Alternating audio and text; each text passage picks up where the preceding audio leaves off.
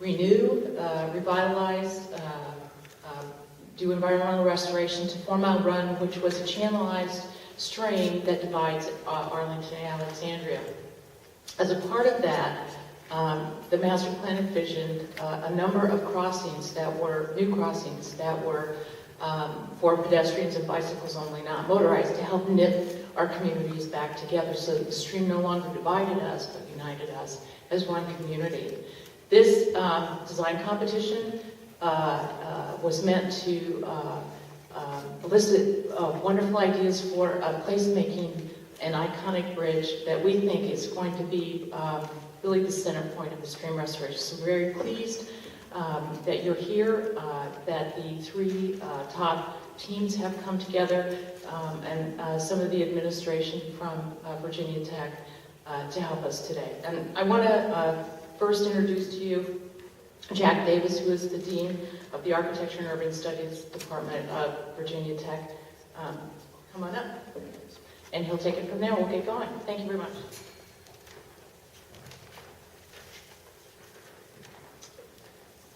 Thank you, Judy.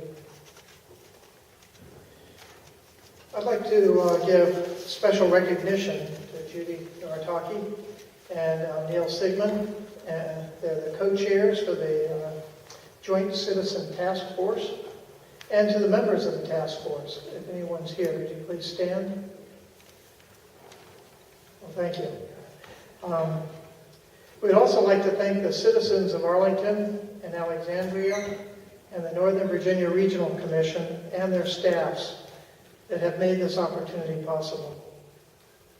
I'd also like to extend a thank you to the Virginia Department of Transportation, who made the Transportation Enhancement Grant possible. The Virginia Tech College of Architecture and Urban Studies' interest in this traces to our belief that the public is better served through carefully managed but publicly open design competitions. It is through this process that the best opportunity for state-of-the-art design and engineering can be brought forth. This linkage between this project and the College of Architecture and Urban Studies was made possible by Ron Kagawa with the City of Alexandria. Ron, thank you. Who made the connection to Virginia Tech and this competition possible. Leading the effort for Virginia Tech are Professors Jan Holt and Henry Hollander. Professor Holt is the director of the Washington Alexandria Architecture Center, and he'll introduce the jury.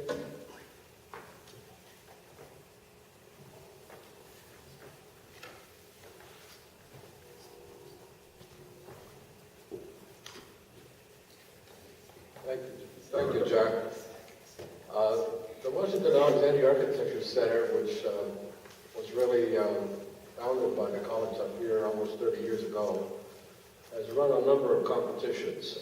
The Martin Luther King competition, which was run out of the center, is now just going under construction.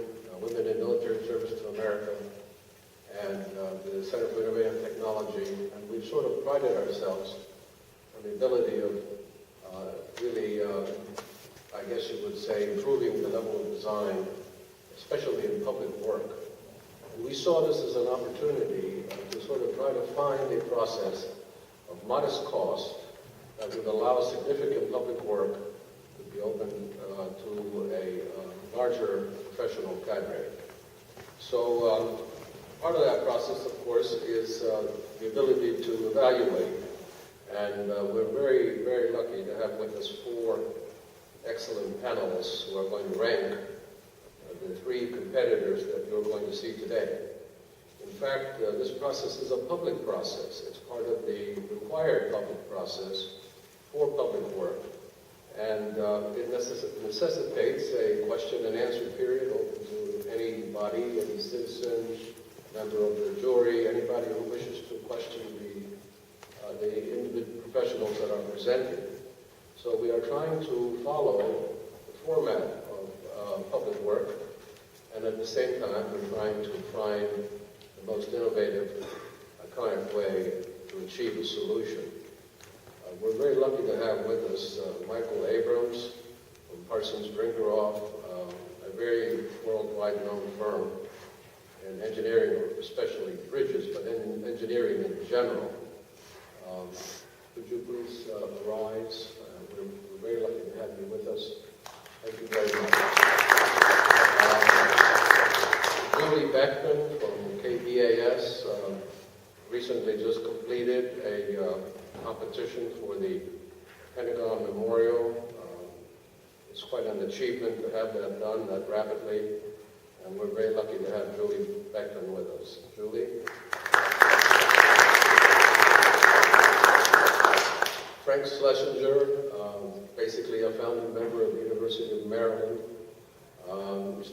worked with Lou Kahn, and is FAIA. Frank has an office in D.C., and we're very fortunate to have Frank representing architecture. Frank? And last but not least, the profession of landscape architecture is represented by Michael Ferguson. Michael has his own office right here, Ferguson Landscape Architects. Michael? As is quite obvious, we have tried to cover the three vital areas that the project really has to address, which is landscape architecture, architecture, and engineering.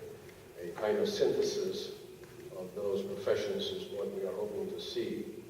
And so I think, do we have anyone else? Judy, do you want to introduce the first team? Judy's still here. Want me to do it? Okay. I'll do it. As you can tell, we haven't done this too many times, especially in this location. And this is actually our first attempt at a public version of this process. So you have to bear with us. But Olin and Associates are the first team to present. There'll be three teams. They have each an hour. Then there is a 15-minute question and answer period. You should feel free to ask them any question that comes to your mind. And then there's a 15-minute break for the next team to set up, one team to exit and the other to enter. So it's my great pleasure to have Olin Associates take over at this point.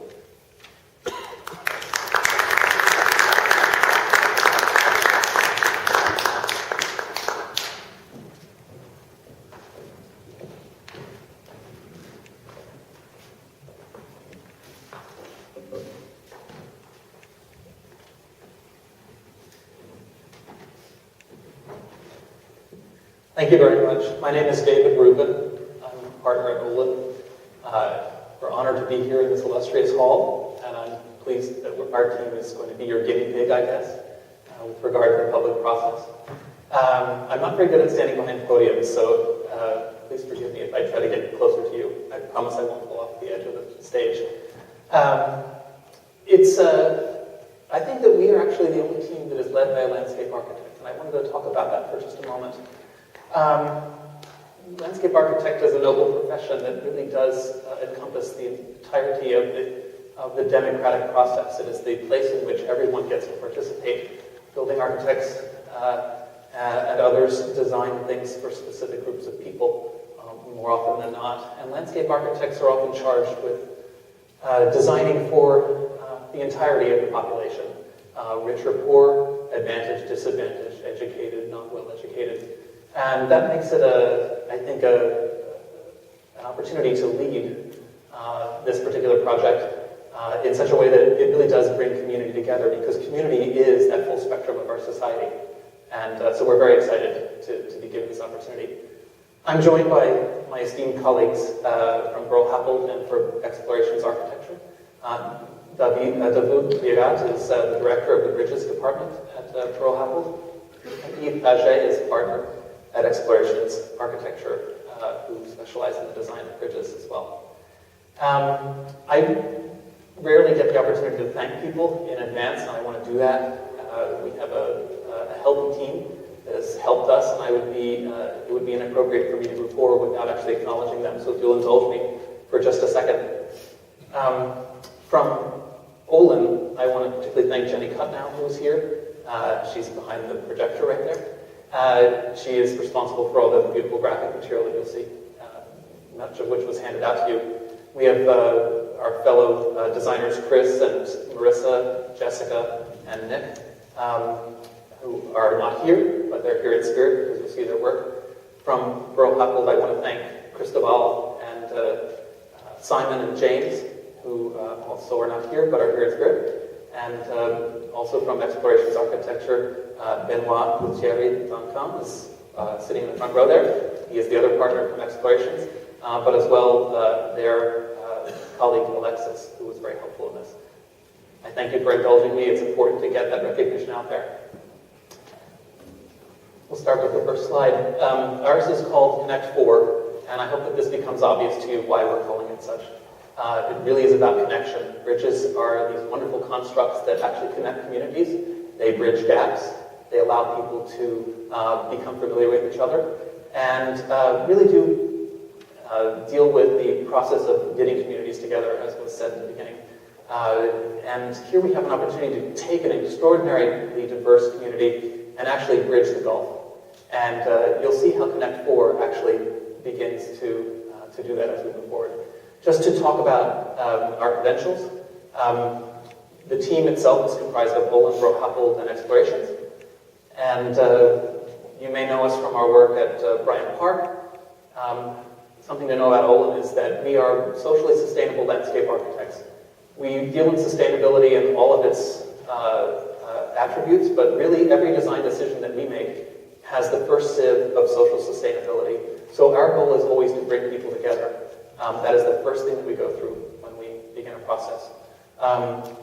We're working locally at Canal Park in Washington, D.C. As well, you may know our work at the Washington Monument, a place where we were actually able to use landscape architecture to increase the security around a site and do so in such a way that it actually promoted social behavior as opposed to creating a roadblock that is often the case with regard to security. I'm currently working with the Army Corps of Engineers and the Department of Transportation at 17th and Constitution, where the last stage of the levee that was originally put on the mall in 36, excuse me, is going to be completed this year. So, as well, we've done a lot of collaboration with Buro Happold. This happens to be Mill River. This is a project not unlike your own at 4 Mile Run, in which we are really trying to restore the character of a tributary to its original character, and also deal with flood control as well as connection. And the theme of that particular project is actually connecting the zipper, pulling it back together so that there's truly a connection between the shores. Buro Happold is renowned for their engineering skills and creativity, and they have lent themselves to some incredible bridge construction. As you can see, they're very diverse. Some are very lithe and beautiful, and others are wonderfully majestic. And many are very creative, like the Mobius strip, which is under construction presently. Explorations also is extremely adept at creating wonderfully light pedestrian structures that are appropriate to their sites. And Explorations and Buro Happold have a strong relationship, so you can see how this begins to connect. Their bridges vary in character, and they're very much specific to site. And then we're collaborating with L'Observatoire International, the lighting designers. This is one example of one of those pieces in New York, the 125th Street Bridge. And you also may know their work from our collaboration with them at Columbus Circle. So it's quite diverse. We have an extraordinarily talented team, and we hope that you'll see the results of that in this exploration. Just to talk about landscape and social purpose, I want to bring this a little bit further along. I often start with this slide because it's one of the most important ones to me. The landscape itself is inconsequential in this image, but what you see are the gathering of a great deal of people. People who are sitting next to each other conversing. They're sharing information. They're very different. They may have come from very different walks of life. But the goal of a landscape architect is actually to design in such a way that he or she can create an environment in which people feel doing so, begin to talk. Communication. Communication is extremely important to the connection of bringing people together. So whether it's using programs to foster an atmosphere in which people can actually sit comfortably, or creating an environment in which activity can take place so that people can get outside and really enjoy themselves, landscape architecture really does encompass this broad spectrum, and the challenge of a designer in landscape architecture is actually to build and to design in such a way in which everyone can find place in this. I want to just use this slide to reinforce the notion of the act of seeing and being seen. When you create an environment in which people feel comfortable to sit next to each other, it gives them the opportunity to converse, that's true. But it also gives them a place to observe the world. And this will become important with regard to our solution for this project. Being able to see where one has been and where one is going and be able to observe human nature is something that people do in general, and we try to foster that in our work. Whether it's a few people or 1,000 people or more, bringing people together is the goal, and that should be the goal of this project as well. Bridges tend to do this as well, and we just want to touch on that. Whether they are truly cities that have successfully merged across a river and actually find social condition on it, or more importantly, like the Rialto Bridge, they are not just about the object, which is quite beautiful, but it's about occupying that space and looking out from it. And so you get this wonderful connection between what is seen and and the experience of seeing, and watching, and seeing the world go by and also participating in it. They can be quite humble, as this American bridge at Church Hill, but at the same time, still filled with social purpose. 2 facing benches at Church Hill Bridge. The idea of actually occupying the space. So it's quite a wonderful little connection. I look at this slide and I think to myself, it's a wonderful opportunity to see where you've been, to see where you're going, and to watch those who are also experiencing that transition, because bridges are about transition and gateways and thresholds. And they can be quite engaging for parade, for the movement of people. And that can be a lot of people. When it comes to marathons that go across the Verrazano, people are coming together from very different walks of life with common purpose. In this case, it's people who want to walk and people who want to cycle. I think most importantly, I want to just end on this notion of social purpose, because it's really the meeting place. It's people coming together, again, looking at where they've been, looking at where they're going, and living their lives in that condition, a healthful condition of communication and connection. Just a few points that we wanted to pull from the master plan and the goals of the master plan that were, it's quite a strong product, and it's easy as designers to come in and work with that master plan. It has such great goals. Obviously, there's the existing circulation network, one in which we want to promote and foster and even make better. There's the notion of making significant connections across and trying to choose the ones that are strong and make them stronger. And then to work with the build structures themselves, not just the nature center that's in the future, but also the bridges themselves. And we'll talk a little bit more about that as we go forward. The significant views that are mentioned in the master plan, obviously we want to take advantage of that. Most importantly, perhaps the renovation of the ecology of that system. So this ecology is a system that actually expands the length of the run, and we want to highlight that and foster it and make it an even greater place. And then pull out of that the aspect of recreation, the engagement of people in that environment for a healthful living. And to balance that against the infrastructure that exists on the site, there is this wonderful opposition between infrastructure and the assemblance of nature, whatever that may be. And that's an incredible paradigm. And part of this this notion of connection is to bring those two things together. And then finally, this fourth issue, this fourth connection, which is education, and the notion that teaching should always be a part of anyone's experience. People should be able to learn at every minute of their day. We stop being human beings when we stop learning. And so how do you foster learning through the act of connection? And then finally, those four systems laid on top of each other. I just want to talk briefly about a theoretical notion. It's something that I use a lot in my work at Olin. It's called the three natures.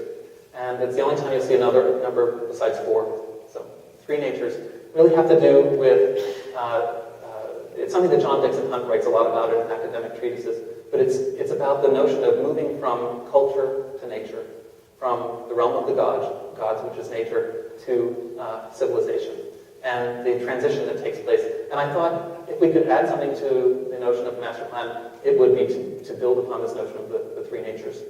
So here's this wonderful linear water body, this run, and it goes from a small tributary to a larger aperture at the Potomac. And why wouldn't we try to, as we're developing the system of bridges, of which ours I hope will be the first, this notion of rustication to refinement. So that as you move from west to east, you start with a more rusticated description of a contemporary material and move it to a more refined use of that. It could be any number of materials, but the notion is it's more coarse further upstream, and it's more refined further downstream. And then to complement the public open spaces, which become increasingly larger as you do that, so that there's some design character that begins to weave the whole river together. Next, please. And that the network of path systems should reinforce that. So infrastructure and nature. We have an incredible thing to balance here, and it's a great challenge for this project to know that on one side of the river is the water treatment plant and a significant electrical system, and on the other side, the desire to refurbish a challenged ecological system that is part of the water of a 4 Mile Run. But that's going to be something that we're going to strive for as part of this first effort in the 4 Mile Run bridge. You might just look at this image carefully, because it's going to come up at the end, and it will be something to balance against. But you see on the right side the significant infrastructure we're dealing with, and on the left side the desire to re-inform, to infuse life into the ecological system on 4 Mile Run. I'm going to pass it over to Davu, who will talk to you about some of the engineering issues and constraints that we're trying to deal with.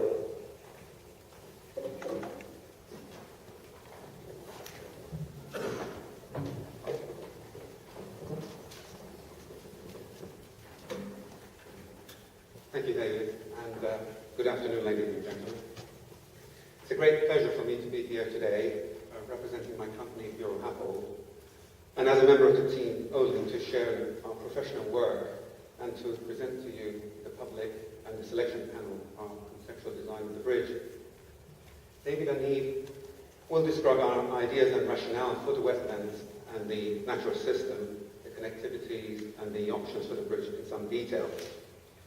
Having selected a preferred option as the one which satisfies all known constraints of site, it is my job to explain to you the engineering principles and nuances behind our solution, and to take you through the constructional issues which a bridge of this form and size faces.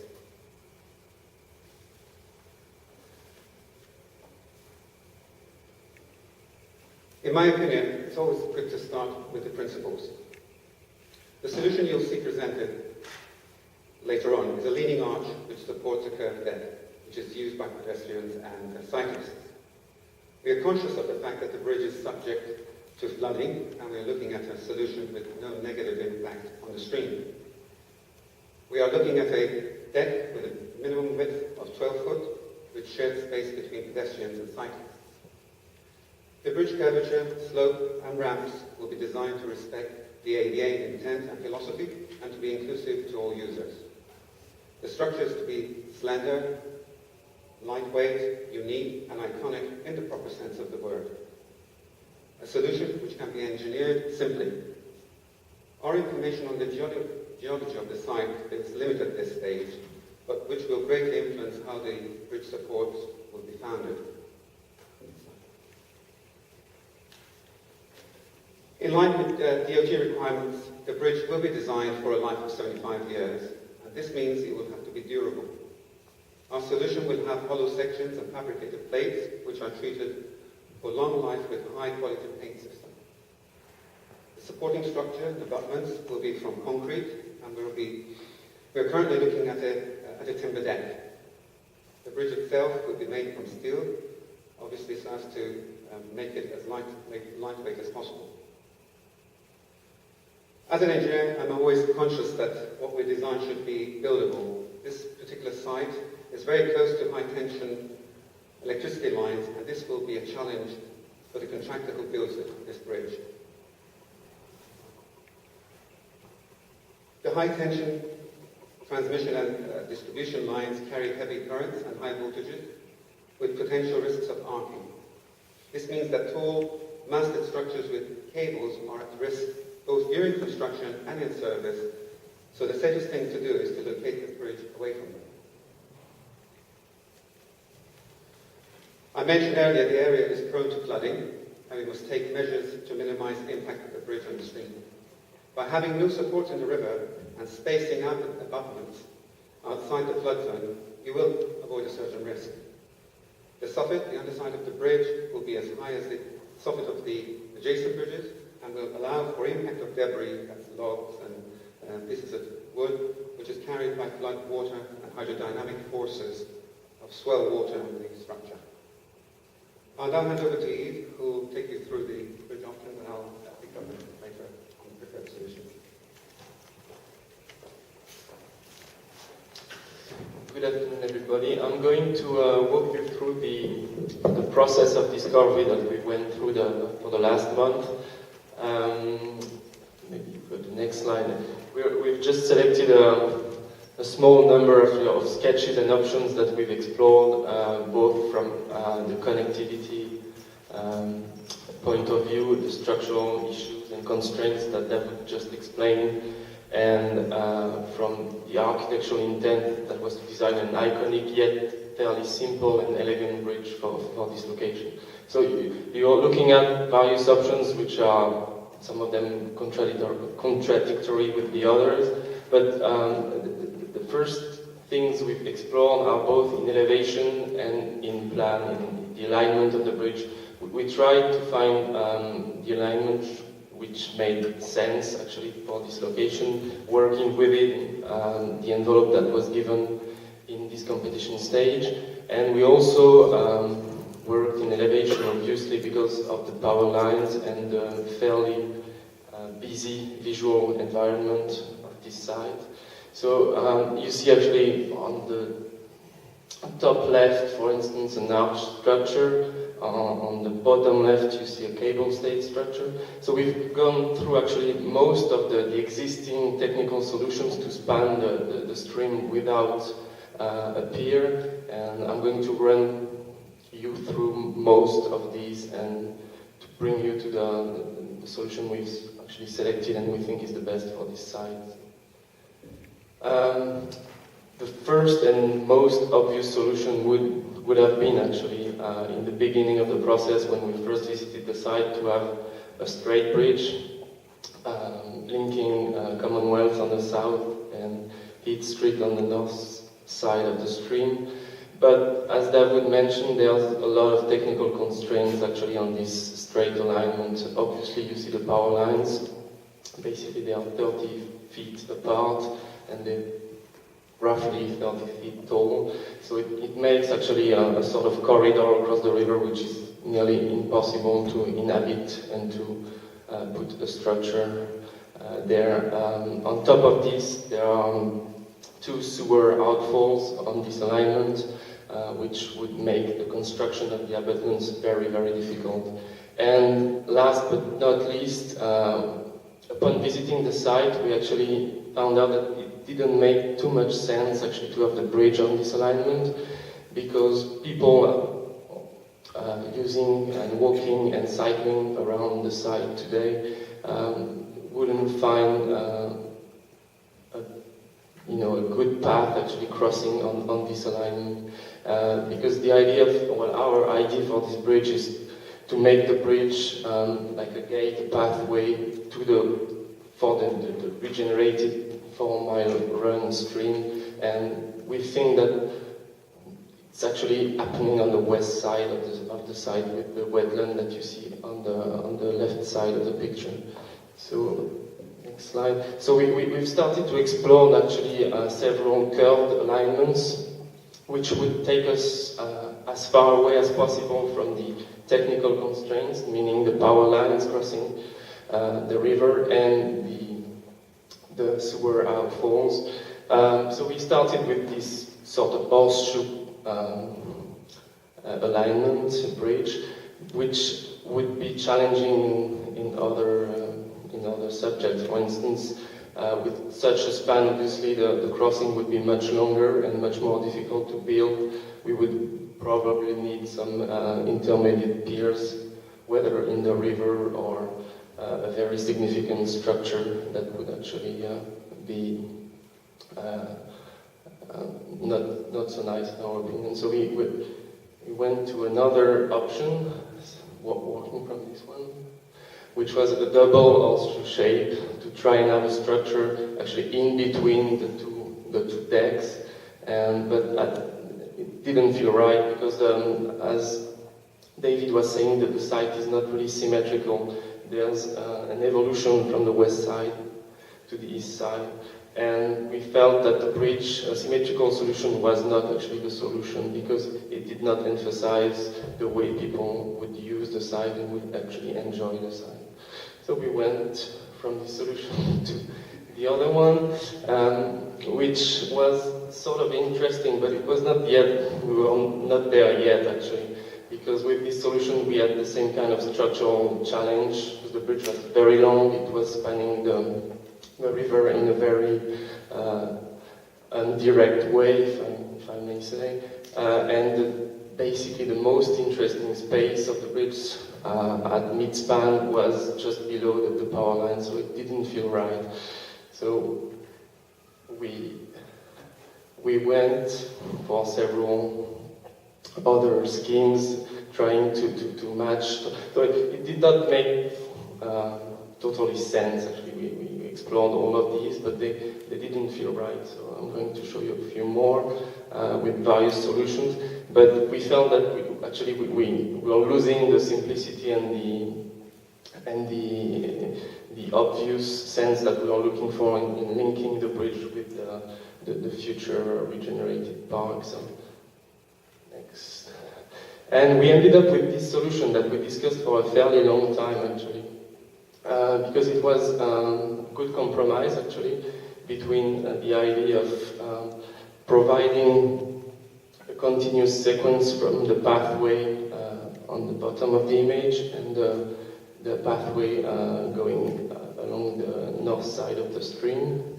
But the structure was not completely resolved, so we were quite close to the solution, but not there yet, as we said, in between us. And we eventually moved to what we think is the right solution.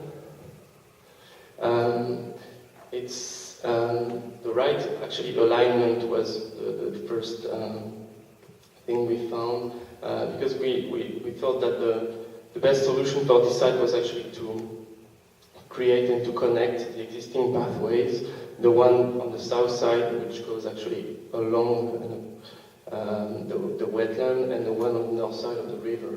So this location, actually on the west side of the site envelope, was we felt the best solution. And we were actually inspired for the design of the structure by what I call the pioneer American bridges, which were developed in the 19th century, where American engineers, patented a lot of new bridge types, and some of them were using some arches and some arch trusses. So I'm going to run you through a couple of very nice and very elegant and very finely detailed bridges, which I think we should be looking forward as milestones. Actually, it's definitely not the idea to copy those bridges, but they were in the way they were constructed and in the way people were using them, very interesting. And so there's a few more. And the arch form was in the US, but in most of the world for a long time now has been a preferred solution for bridges because of its elegance and because of its efficiency. And we came up with this idea of a very simple parabolic arch spanning the stream without support. And the idea was to keep as much transparency as possible along the river corridor. So the deck that you see in brown on the image is suspended from the arches by very simple anchors, which are made from steel hollow sections, and that keep actually transparency and views clear when you look, for instance, from Jefferson Davis Highway to the west side. So you see here, what we've tried to emphasize on this design is actually the way people are going to inhabit and to actually sit, walk, and meet on the bridge deck itself. Slide. Here you see a cross-section. The west side is on the left, and the east side is on the right. And I think this simple drawing shows exactly what we've tried to achieve. We've really thought about this bridge as a sort of reclining chair, if I may, a place where people could just sit and enjoy the Form Iron Park on the west side. So you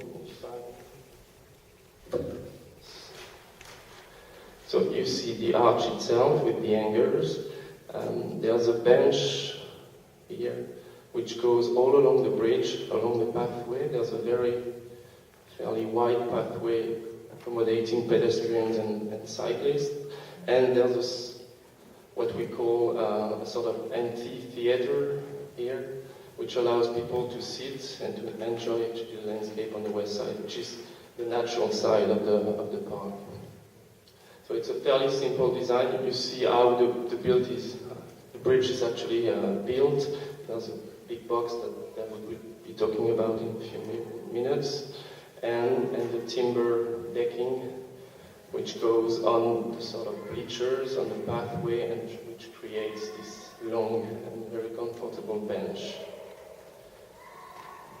Here you see a view from above showing this principle and how the bridge actually connects with the banks and how the various pathways on the south side and on the north side actually merge around the bridge to bring people on top of the river, which we hope will be one of the most interesting places for the new park. And you also see that the bridge structure and the sort of bleachers are actually merging with the landscape itself, so that the bridge is definitely coming from the park and is becoming an icon of the park. So it's a fairly wide place actually to gather, and where people would enjoy the views and enjoy being seen as well, because you would see people walking on the bridge from all around the park. That's a close-up view, and we have a model that maybe we could. Okay, it's already there, which shows maybe more in detail. It's a study model, but I think it gives a good explanation of the intent. So there's obviously more refinement to be brought into the design, more details. Perhaps things will change and evolve, but the intent is really that people enjoy this gathering place, and that the bridge is way more than a simple crossing.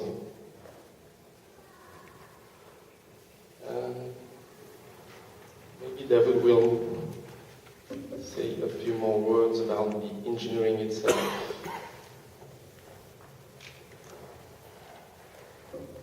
Okay.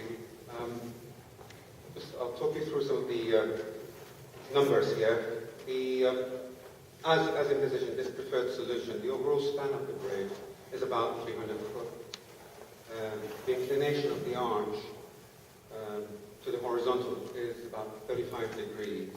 And so the radius of the arch is about 75 foot. This means that the leaning arch, when viewed from elevation, is about 45 foot high at the apex. Next slide. The deck is made from a steel box girder, which is hermetically sealed by weld. By that I mean it will not allow in moisture to cause future corrosion problems. The box girder is sized about 5 foot at the moment, and the thickness of the top and bottom flange plate is about 3.5 inches. The bridge behaves very simply, and I'll try to explain that for you.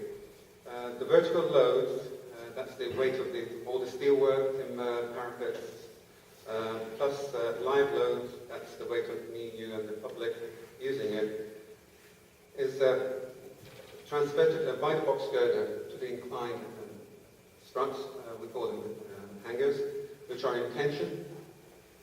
The forces are then transferred to the arch, which is in compression. Arches are very good at this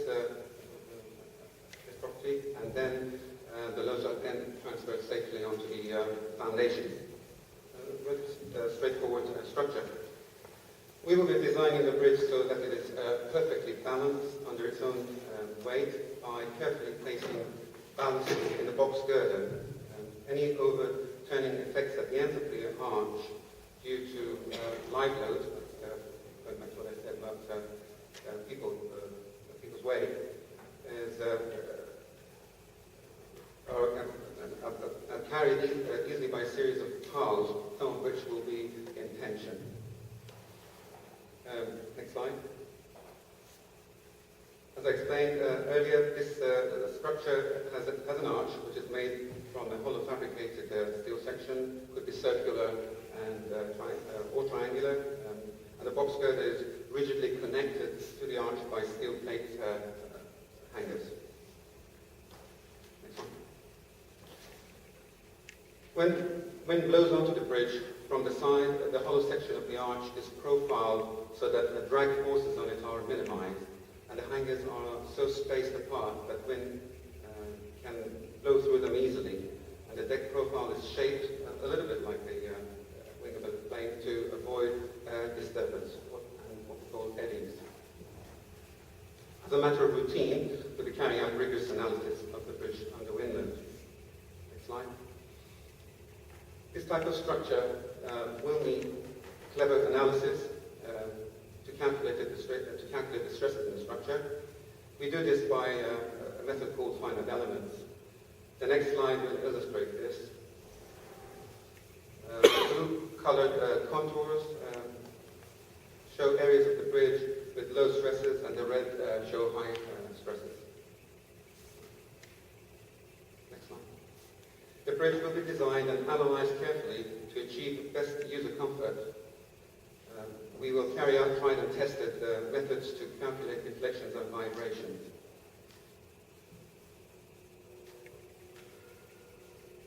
We like details, and we will ensure all details are drawn out carefully to suitable scales so that they can be, if that can be done right, it can be manufactured reliably.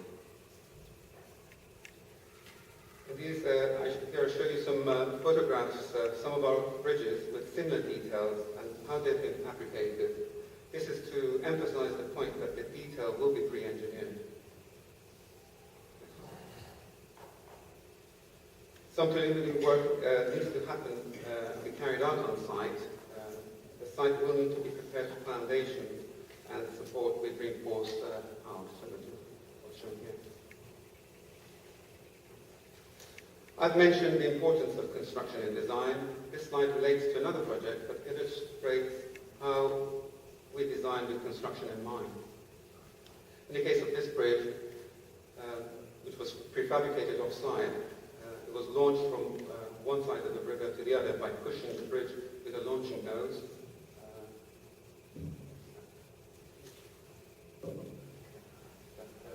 Here. With a launching nose attached to it and supporting it along the way on temporary and intermediate piers in the river. This is not the only way of constructing the bridge, by the way. Next slide. Contractors and bridge builders have many other ways of doing this. They may prefer to use large cranes to lift the bridge from one side of the bank in pieces and then make connections in situ, as illustrated by the example here. There's also other ways of bringing the bridge in pieces using pontoons. I've just shown the two slides here of the whole thing being transferred along the river or in pieces in the other slide. The final slide shows how a well-designed bridge might look with particular attention to detail, which will ensure the bridge is beautiful, elegant, and yet built to be durable. David will now conclude the presentation by reinforcing all the points we've made so far. Thank you, David.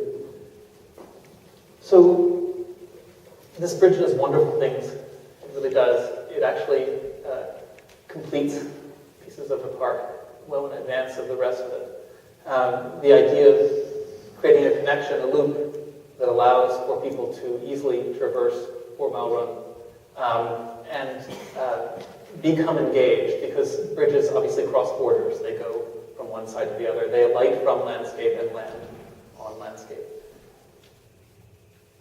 The bridge itself is intended to focus upon the rejuvenation that 4 Mile Run will be going through, the ecological rejuvenation, the social rejuvenation that is quite important to the foundations of this particular park. The landscape itself is about weaving. It's about threads that come together. And I'd like to talk with you a little bit about this. The notion that, as I said, bridges are a construct within the landscape, and therefore the landscape should support and impress upon the bridge itself the notion of social activation, and as was talked about by Eve. We're just going to go through a quick fly-through to give you a sense of the bridge itself in the context of the landscape, which we'll elaborate even further. As you can see, it springs beautifully from the ground, and the back bench, which is on the cycling side, is a place for cyclists to rest, and on the left side, further upstream, is the amphitheater edge that allows people to meet, to watch to see where they've been, to see where they're going, to watch their friends coming, to be a place of a marker that says, meet us here, meet at the amphitheater bridge, meet at Connect 4. It's a place-making device for social purpose. And just to give you a quick loop around, to give you a sense of it in its context, it's quite quite light to the ground, springs beautifully, and fits most appropriately in the context of its environment.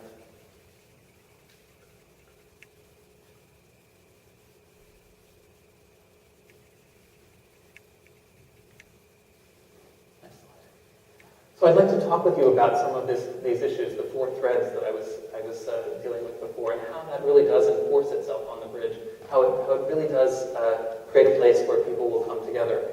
The idea is that we have a thread of infrastructure, a thread of ecology, of recreation and education, and these things meet on the bridge. The idea is that there's convergence. It's a point where all these things happen. And in doing so becomes the social nexus of the park. It's the place where everybody will want to be, will want to be seen, and want to experience the park. It's really about how these things come together. It's the threading, if you will, where one thing, an aspect of infrastructure, actually reinforces recreation. It reinforces recreation. The belvedere, the idea of where one sees the landscape. Similarly, through education, the idea of engaging the water purification plans, perhaps, and then understanding having cognition with water cleansing and how it actually affects the river very positively, etc. So it builds upon itself. Next, please. The recreation path is highlighted here. We have reconfigured the baseball field per the master plan, which allows us to then position well the path systems that come together on the bridge. So bringing people from Jefferson Davis Highway into the playing fields, etc. Next, please. This is the education spine, the education thread that moves through the nature center, which we've positioned in the structures at the bottom of the drawing, and they link themselves through to the opposite side. Again, what you learn in the nature center, you can then go observe from the bridge. Next, please. The ecology, reworking the water's edge, using riparian plants appropriate to the cleansing process that actually come together and form part of that thread that moves through the bridge and up to the other side. Next, please. And then finally, this aspect of infrastructure, the things that allow people to move through this. Not just the bigger infrastructure that sits on the opposite side, such as the treatment plant or the electrical plant, but in fact, the path system that actually moves right through it. Next, please. Our friends at L'Observatoire could not be here today, so I wanted to touch on some of the things that they're interested in helping to illuminate the bridge, to make it even a greater icon at night. But the idea of strategically placing lights so that they highlight the arc that supports everything, that becomes the identifier. Next, please. To use LED lights along the rails so that the path itself is lit, so you're not getting a significant amount of light pollution, but actually focusing it on where people are walking for safety. Next, please. And then using the benches, as L'Observatoire did with us at Columbus Circle, to really highlight this notion of where people can occupy space. And then finally, as L'Observatoire did at the High Line, really create an atmosphere for 4 Mile Bridge, the Connect 4 bridge. Next, please. So the park, people, and the bridge all coming together into one harmonious effort. I just wanted to take you through perhaps what those threads mean to individual people. The idea that somebody who wants to come to the park to play can access the playground or the playing field, but then relax on the bridge as they complete the loop. Next, please. Or people who are truly interested in the ecology of the park, who want to enjoy the habitat that is fostered for bird migration or animal life, who come to observe in the sanctuary, to learn at the Environmental Education Center, and then watch birds 365 days from the bridge itself, from the amphitheater. Next, please. Or just the act of coming to the park as a family for picnic lunch and saying, let's all meet at the bridge. Let's all meet at Connect 4. That's where we'll have our lunch. We can watch people. We can be watched by people. We can see wildlife. We can see the park in its entirety. Next, please. And then finally, the cyclists themselves, who deserve a great place to rest as they're doing their loops around the system. They actually can then break, recline, enjoy the sun, enjoy the atmosphere of their fellow cyclists with the pleasure of again, seeing and being seen. Next, please. So the vision for the bridge is quite integrated into the landscape and is imbued with social purpose. It is truly about a variety of people coming together, a community coming together, truly bridging the differences between themselves and finding a safe place to actually meet and socialize. Next, please. Where you have very diverse folks with significantly different interests gathering and actually finding safety and pleasure in the notion of this bridge. Where the act of watching where you've been, watching where you're going, watching those who approach, seeing the activity that is part of this wonderful park comes to life. In every day of the year, the park should be 365. And we think we've created a place within the park where people can always gather. Next, please. Even on a beautiful spring day like this one today, where we actually found people fishing there and enjoying themselves in in the context of a great spring day. And finally, I just wanted to say once again that landscape is truly that opportunity when used correctly to bring communities to the fore. And you know, I have a BHAG a big, hairy, audacious goal that I always work with whenever I'm designing. The notion is that you create a place that is comfortable enough for very different types of people to come together, a chemistry professor and a protester. And by creating a place where they can actually sit and enjoy their circumstances, and by chance sit next to each other, and by that act of sitting next to each other, strike up a conversation. Two people who don't even know each other, they're striking up a conversation. And in that conversation, they come up with an idea between the two of them. And 10 years down the road, that idea saves the world. We'll have done a good job. Because we actually created the environment in which that great idea took place. That's what Connect 4 is all about. Thank you very much.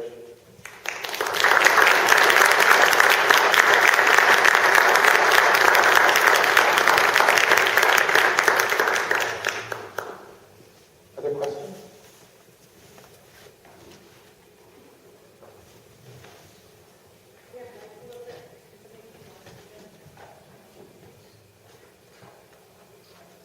And actually, thank you to whoever closed the curtains, because now I can actually see you. It was really a lot of backlight going on. You were wonderfully haloed, but we couldn't see you. I have a question. Yes, please. You asked, or you stated at the beginning that you saw the series of interactions proceeding on screen as being manifested in a more raw form. What we had always talked about as part of the development master plan is that they were of a lesser impact, a little bit lesser manifestation of what this bridge would be. Yes. Well, this bridge will stand on its own for this competition. Give me an idea about how you would see those bridges in their more raw form being manifested on screen. Absolutely. Yeah, that's fantastic that you understood what I was trying to say very brutally, so I appreciate that. It's the notion that this construct perhaps would be marked as one of the most refined elements within the landscape of the park. Perhaps the train bridge platform will be the next iteration even more refined, right? Closer to the Potomac. But that as you move west, further upstream as the stream narrows, that the idea is that the materiality of this bridge is used again, but perhaps a little in a slightly coarser way. It doesn't mean it has to be brutal, you know. It just has to be a little less of a song, a little less lyrical. And all the way upstream to when you get to the most basic elements of crossing, it goes, you know, it harkens back to the original pioneer kind of crossings where they just laid a log across and walked stuff, you know, at the narrowest part of the street. I'm not saying we're going to identify a log going across, but the idea is that you move sinuously in the character of the bridges as you move downstream, more refined as you move upstream. So that's what we're thinking about. It would be the same materials of wood and metal, perhaps, but they would just be used perhaps slightly less refined. Yeah.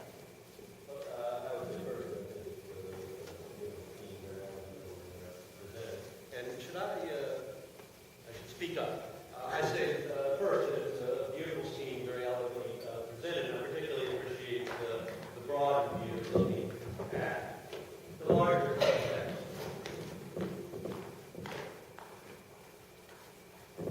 Now, looking at the larger context, particularly effective. The spring points are something I'd like to hear a little bit more about in two respects. One, I think, beautiful extension in the east-west direction. Look at the longitudinal qualities and characters of the corridor and how they might and have influenced your thinking about it. I want to first understand a little bit better the explanation of moving away from the spot near Eads, the technical aspects of that, if you touch on that a little bit more. And secondly, if you turned your frame of reference from east-west to north-south and thinking about the both social, physical, all the aspects that you talked about so beautifully in the stream corridor, in the more cultural corridor, Commonwealth to Eads, Arlington to Alexandria or reverse, how would that affect your thinking and the same kind of sort of analysis that you went through at both local scale and regional scale? Okay, excellent question. Thank you, Michael. priority of the second one when I get to it, in case I forget where I'm going. But the first question was actually about springing from the landscape, I think. A little better understanding of the technical aspects that you went through in terms of both the sewer outfall and proximity to power lines or poles that led you away from a spring point at the base of the eaves. I'm going to invite Davu to help me, but I'll start, if you don't mind. $94 million to put electrical lines underground is a lot of money. A lot of money. And if you want to really impact the site positively, why not try to position the bridge in such a way that that may not be necessary? So that was our first thinking. It had a lot to do with the fact that there are some significant engineering things that we have to deal with. The proximity of metal and cabling to electrical wires, powerful electrical wires, and the potential for arcing that might take place was one of those issues that pushed us away. But really, when you look at the site and plan, before we got to the site, when we received the materials for the project, for the competition, it was very clear, very evident in plan that Eads and Commonwealth was a direct connection. But when you go to the site, it's actually less strong. It becomes more about east-west connection and becoming a part of the park. So actually, in our plan, we highlight this notion. Actually, we do gesture to the fact that there is this alignment, that on both sides you can actually stop there and appreciate the fact that there is a connection. But and it's connected also by the sight lines of the wires overhead. You get there and you say, oh, there's a connection.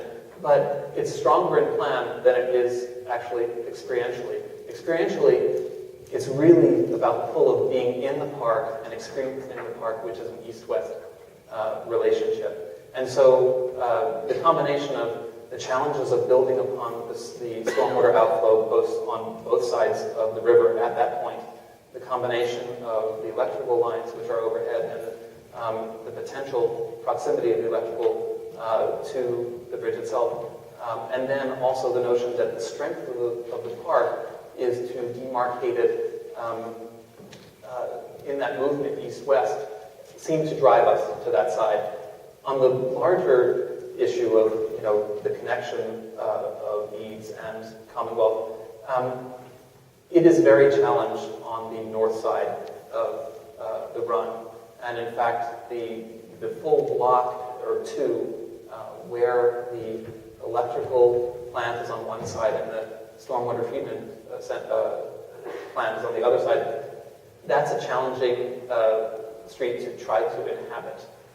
So while it might become a connector or entrance egress, it should not be heralded, I think, by the demarcation of a bridge at that point. Our goal is actually to create identity that is truly about the park itself and that movement. So I know the sewer outfall, and I know the large high voltage power pole on the edge of the run. What I didn't understand is the 30-foot distance, or where another pole is, and how. These are the two poles on one side, and they're on the other side as well. And you have. These are existing? Yes. You have 6 lines here and 6 lines here. The distance between the two inner lines is 30 feet. Okay. And so that's actually, I think, the Google correct me, it's a distribution. Yeah. The issue is that you have two scenarios here. You either can build or attempt to build a bridge between those two lines, in which case precludes having any structure like the one we've demonstrated or any mass structure, because it's get induction, all sorts of issues. And that would have been a low-lying structure. Whether you could expand it in one go would have been an issue, and whether you need intermediate support. If you were to down those transmission lines and take it below ground, fine, you solve the problem, but you still have the issue of the foundation of the bridge on top of it, unless you diverted it. So none of that quite made sense from a technical point of view to build a bridge along that. It's the type of thing that in plan, before we came to the site, we're like, this is where it has to be. In fact, I remember Yves was in Paris, Davu was in London, I was in Philadelphia. We're having these conversations. It's about that axial relationship. we get to the site and it was like, oh my goodness, it's not about that at all. You know, it suddenly becomes clear when you're on the site that it is actually about this other movement. And so that liberated us to get beyond the technical challenges of, can you still hear me? The technical challenges of the infrastructure to which Dawood is referring. And it liberated us. It actually made for a better solution, we think. When I first saw this program and the site photos and the site, my initial reaction was, why in the world would you build a pedestrian bridge at this point? Why would you want to wind up in that technological jungle on the north side? And so I really appreciate, I think it's really quite brilliant that you had the balls to move the entry points west, I guess that is, and actually concentrate any views from the bridge primarily back to the park and upstream. So I think the thing is quite brilliant, and not to mention being quite elegant. Thank you. I'm really interested on how is that strictly a rigid connection where the members of the trust come down and engage the box girder? Yeah, I'm not quite sure I understand the actual structure, other than it's quite beautiful, but I'm not quite sure how it works. Could you explain that a little bit? To me? What's doing what to span the river? That's a truss, that's a curved, tilted truss. And the tension members coming down to engage the deck. it is working as an arch because the arch is founded on springing points. So all the thrusts will go to springing points. But the torsion box is suspended from rigidly to the box. So the whole thing works together. That connection is actually a fully welded connection between the deck, and it will be all those hangers will be connected positively with internal diaphragms at the same location within the box. So you'll have a strong arm connected from the box right up to the top.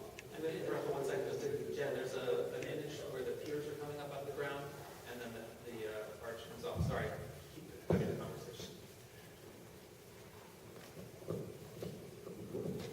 I perhaps just need to elaborate. The torsion box is the reason why one reason it's a box because the deck is curved, and it's one of the most efficient ways of dealing with torsional forces.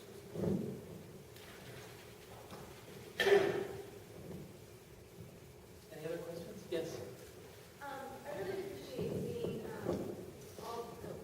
I really appreciate seeing all the different iterations you went through and explaining how you arrived at the solution you did.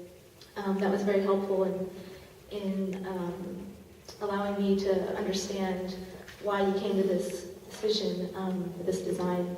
And I do agree that it is quite elegant, and I like thinking of the bridge as an urban bench, that people can sit upon and rest and look up the run and perceive those views. But I don't know if you, and I know you considered a lot of different user groups and how people would inhabit and use the bridge. But the curvature really does favor a certain directionality. And I wanted to know if you considered the connection from the Mount Vernon bike trail to Alexandria, because I'm a bicycle commuter and I use that connection every day, every morning and every evening. And there is quite a large bicycle commuter community here that is anticipating this connection. Because right now we have to loop up and onto Route 1, which is quite a nasty bridge, and then back down. So that north-south connection is important for that user group. And also the surface material of the bridge would be important to us as well. I saw that you had, you're going to be using timber planks, and from the rendering, I know you're just at the conceptual stage, but in the rendering, the planks were aligned vertically along the direction of the bridge, and that worries me a little bit with bicycle wheels getting stuck in the ruts. So if you could explain to me just a little bit about how you arrived at the directionality of the bridge and the material of the bridge surface itself. Thanks. Absolutely, yeah. Excellent points. And cyclists were 50% of this sort of dialogue that we were taking into account. The other being ambulatory folks in all of their myriad iterations, whether they're bird watchers or baseball players or things like that.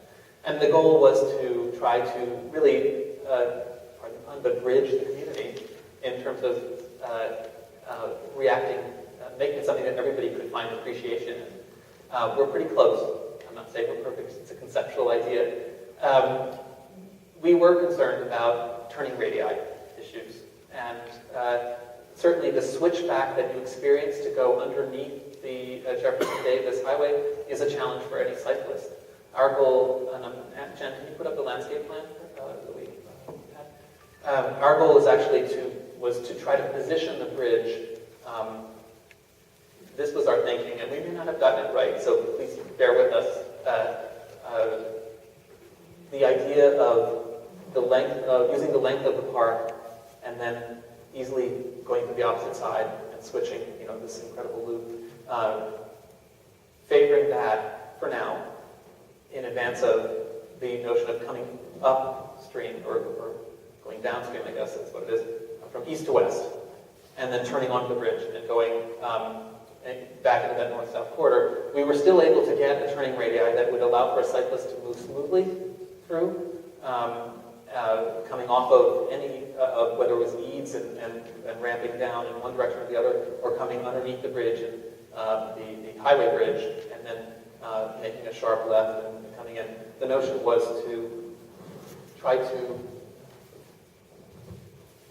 create radii, come off of this and go there, and then be able to elegantly move, through and switch back, or coming from here, just as a shot and moving in. The radii probably need to be tested even further, but the notion is to try to make it as sinuous as possible so that there are not any significant sharp hairpin turns that you would have to experience. Whether it's slightly canted this way, slightly canted that way, we're still exploring. But right now, given the constraints of the project boundary, it seemed like the best place. With regard to cycling on the wood. I thought of a very good question about the timber panels and the cyclists. I can think of three possible solutions. One is to obviously have the planks sufficiently close to each other so that the gap is acceptable. That's if you had the planks longitudinally along the bridge. The alternative would be also to have the timbers orthogonal, transverse to that. So, although there may be architectural issues with that. And thirdly, there is a proprietary, there are proprietary panels, I think they're called Acme ACME, which are timber with all sorts of treatments on it, but that would make them continuous surface. But at this stage, just bear in mind, it's still ideas, but there are technical solutions for it. One of the things I'll say for our studio is that we're very good at public process. And part of the pleasure that we will have in this project, should we be awarded it, is the opportunity to speak with all of the various constituents and really take the opportunity to hone in on the issues that they think are most important and find the balance so that they're, without watering down any design intent. The idea is to, if there's a vision, to try to live by it, but then find the common ground in which everybody can allow this bridge to serve them effectively. And that's what this is really about. It's about the Connect Four. All of these things coming together to serve the breadth of the community. I look forward to that opportunity. Yes? I also want to congratulate you on a very thorough and clear presentation, and I appreciate the emphasis on kind of social aspects of this place and what this place will be in the future. I had a question about, one is kind of practical. The flood implications that were part of the structural strategies, how does that potentially impact the amphitheater zone as it begins to come across onto the north side? And what are the flood what are we dealing with respect to rise?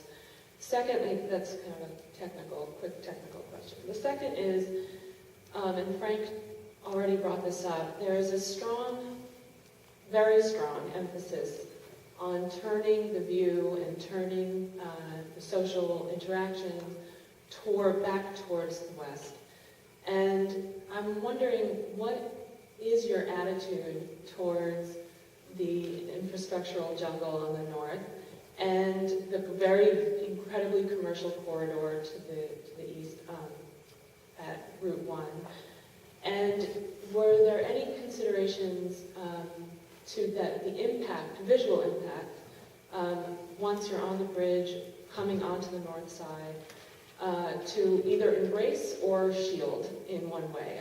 There's a kind of the general aspect of turning people's backs towards it, just in terms of how you orient yourself once on the bridge.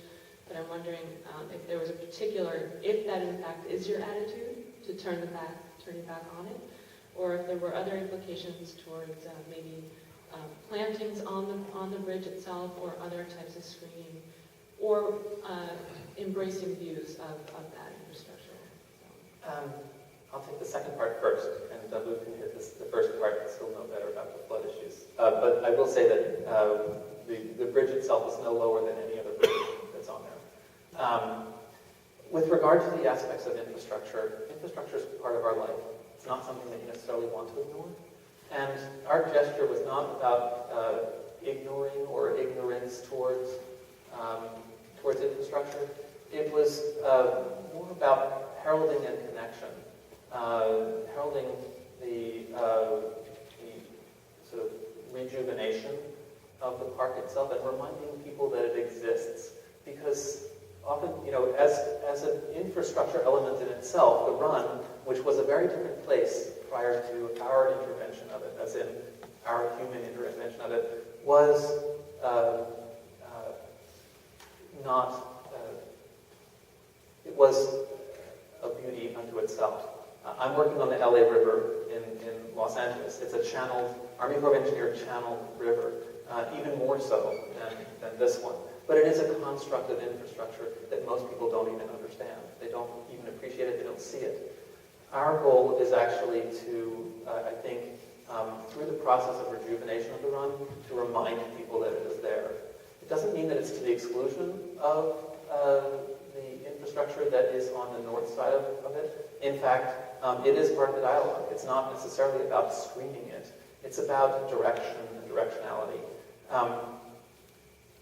I don't think in any way should the position of our bridge be interpreted as exclusion to that. In fact, as you're moving back up the steps to get on, from the lower portion of the amphitheater up, you're going to be seeing the telephone lines and the water treatment plant, and they'll be in plain view. It's not as if we're not getting rid of them, but that wonderful contrast and union of those two things at that point of that bridge, it actually is activating in terms of the thought of where you live, how you live, what our society is like. It acts as a stimulus, and I appreciate that. It's not about denial. We're not denying anything.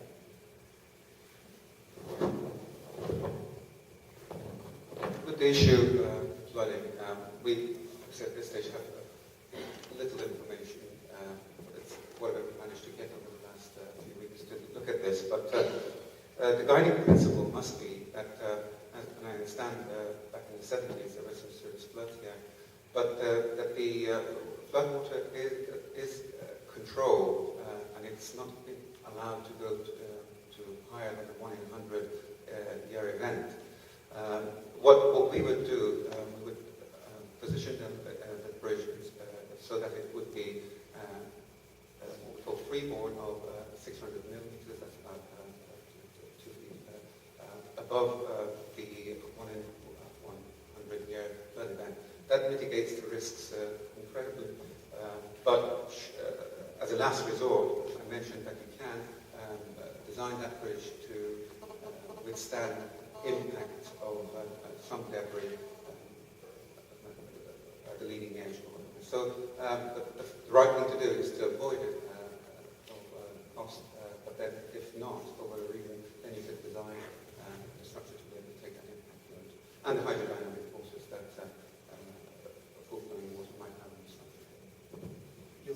we purposefully, nothing is in the water and nothing's near the water. That's the goal, to not decrease any of the potential movement of it and challenge the flow condition.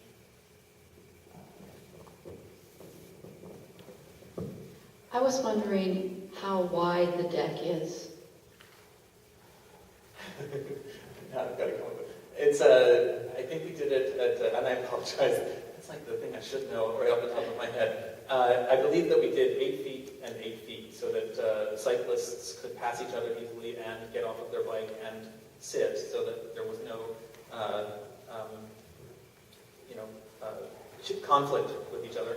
And then perhaps not quite as wide as 8 feet, but almost 8 feet for the pedestrian corridor to allow people to pass comfortably and to socialize and to stand, because they will want to stand in that space.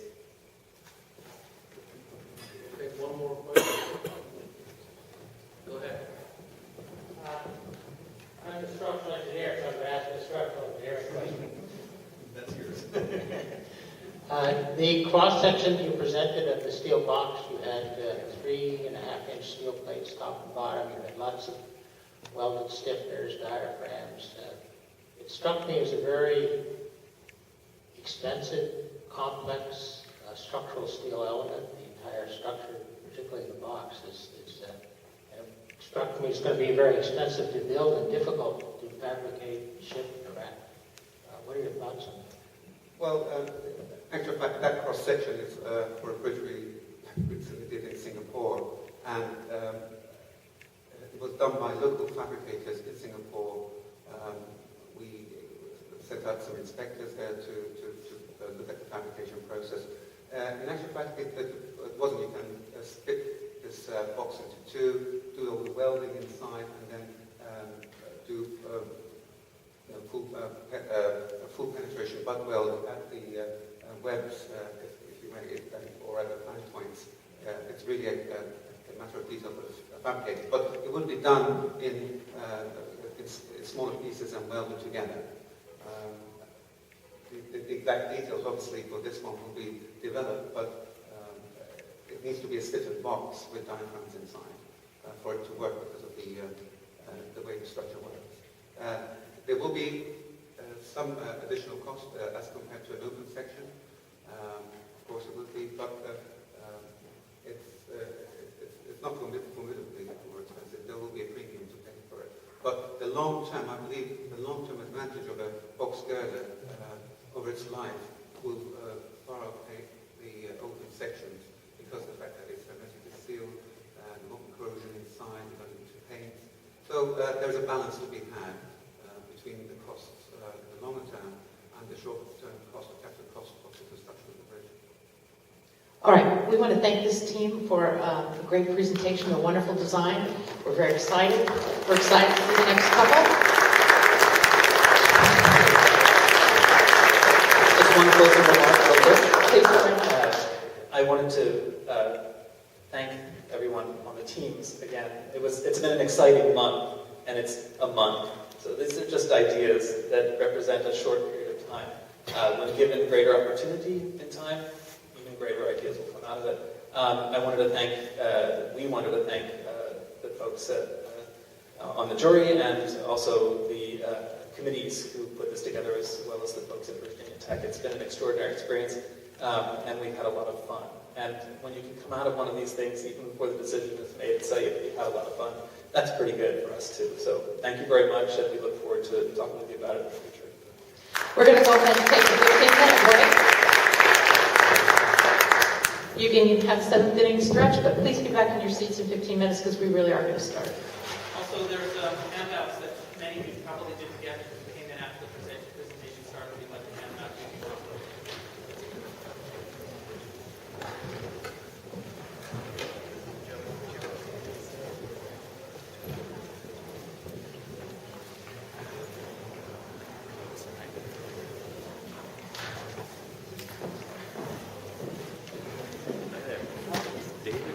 Yes. I didn't recognize you without your cap. Or is it still on there? You're recovering? Yeah, getting there. I missed the beginning of the This was the first. Yeah, yeah. Good. Sort of approaching it as landscape architects and interested in the sort of social engagement of the place and